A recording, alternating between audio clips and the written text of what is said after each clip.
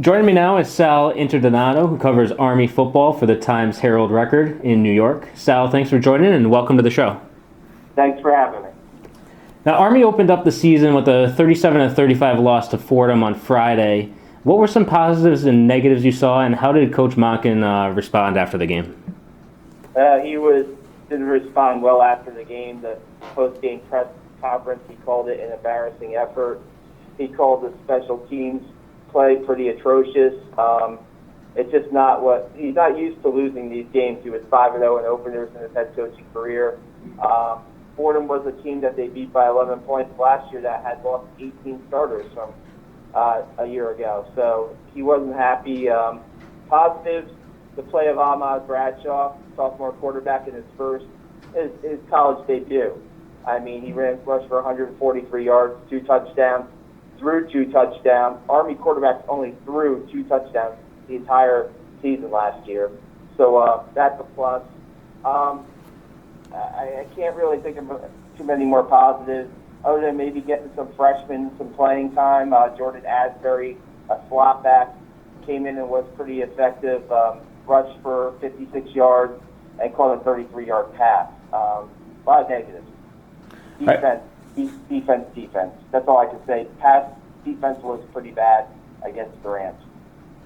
Okay, you mentioned Ahmad Bradshaw briefly. He did account for 4 touchdowns.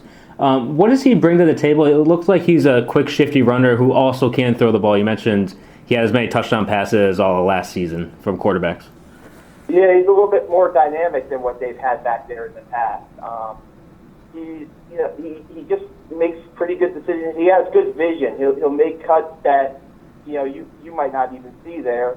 He'll make some cuts. He'll make people miss. He breaks tackles. He has some juke. He has some spin. As far as throwing the ball, I think he's kind of a little bit of a work in progress. Not so much on the deep ball. Some of the short passes too. I mean, he had a couple passes that should have been caught too on Friday night. Army's not going to throw the ball. Coach Monken said about 15 times against Fordham was way too much. Not the it's not the ingredients that they need for a victory. They want to run the football, and they need a little bit more from their fullbacks this week against UConn.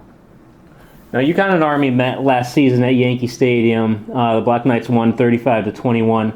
What should UConn fans expect to see differently? Obviously, we talked about the quarterback situation is different than a year ago. But what else is different around the Army team this year?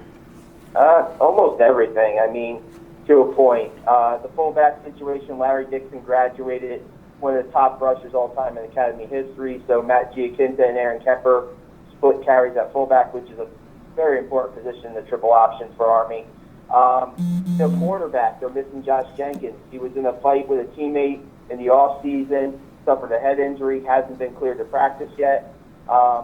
He's their best defensive player. And when you take him out of the equation, you have to move Chris Carnegie, a 4-year starter, to his spot, and then you're playing with some inexperience at the other cornerback position. So at defensive line, all 3 starters from last year graduated, and so the guys who are starting this year were their backups. So they have game experience, but most of them went the full game against Fordham, and I don't know if they're ready for that yet. So. We were talking with Army beat writer Sal Interdonato. You mentioned standout corner Josh Jenkins was involved in that altercation during the offseason. Is he going to, in fact, miss the game this week? And since that point, I know there's a lot of press about the togetherness of the team. Do you think that was a point where the team rallied around and said we need to be together from here on out? Well, they tell you every time you ask them about Josh Jenkins, they tell you week to week, and they tell you that he's waiting for doctor's clearance to practice. And I would be shocked if Army saw him by midseason. He looks like he's in the weight room. It looks like he's working out. It looks like the conditioning's there. He's just getting the permission to go contact, and I'm not so sure that's going to happen. As far as togetherness, a lot of other things have brought this team together this year. They lost Sean Callahan, a 12-year-old who was battling brain cancer. They adopted him as a team member last year, and he was a huge part of the team. He played in the spring game, and that has probably rallied us more than the Josh Jenkins incident in summer. Okay. Sticking with the secondary a little bit, safety Xavier Moss caught a pass on that last drive as Army was going down to try to get a field goal late for the win. Is he really a two-way player? I know he played some wide receiver in the past, and do you expect to see him on offense as well as defense on Saturday? Nah, that was a situational thing where they had to throw the ball. It was almost like a 2-minute drill, kind of Hail Mary type offense, and I was shocked that he was in the game, to be honest with you. That's not something I really saw in practice. Kelvin White is their best throwing quarterback as far as an arm, so it didn't shock me Kelvin was in the game. Moss is not a two-way player, but to be honest with you, last week, against Fordham, first game as a safety, it didn't go very well. He was out of position a lot of times. Just didn't want to, as a safety, you got to make some contact every once in a while. I think he had like 3 or 4 tackles, and I think he just needs to play better this week if Army wants to have a chance to beat UConn. All right, final question, Sal. Have to get a prediction heading into the game. What do you expect to see come Saturday? Do you expect a different Army team to come out than did this past week, and who do you think is going to come out on top? Well, I think both of these teams are going to be thinking that they can beat the other. UConn kind of struggled in their game against Villanova, but pulled out the win.